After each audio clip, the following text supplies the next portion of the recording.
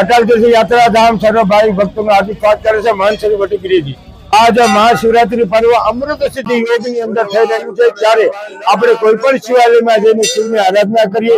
એમ કહે છે કે પારદેશ્વર પુંજનમ સર્વ સિદ્ધિ લભતે, તેમજ પારદેશ્વર મહાદેવના સાનિધ્યમાં લઘુરુદ્ર યજ્ઞ 1100 લીટર ઠંડા, સાંજે ભોજનની વ્યવસ્થા કરવામાં આવેલી છે, બપોરે ફલાહારની વ્યવસ્થા કરવામાં આવેલી છે।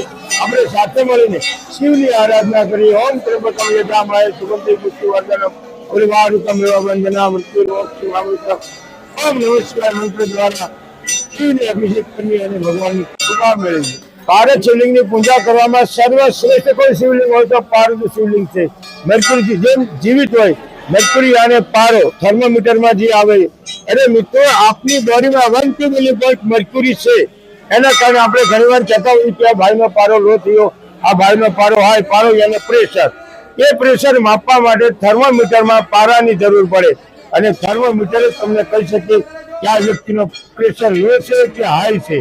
એમ આપણી બોડીની અંદર પણ મર્ક્યુરી છે અને એ ઓછો હોવાને કારણે, ઘટવાને કારણે આપણું શરીર રોગસ્થ થાય છે। એટલે પારાના શિવલિંગની અંદર આજે આયુર્વેદમાં પણ પારાનું ખૂબ જ મહત્વ છે। પૂંજાસન કરવાથી નહીં પણ ચંદ્રમાલથી રસ, ચંદ્ર પ્રભાવતી રસ, ચંદ્રોદય રસ, જે દવાઓ છે, જે ટેબ્લેટ છે પણ એને રસ કહેવામાં આવ્યું છે, કેમ એમાં પારો છે। આવો આપણે સાથે મળીને શિવની આરાધના।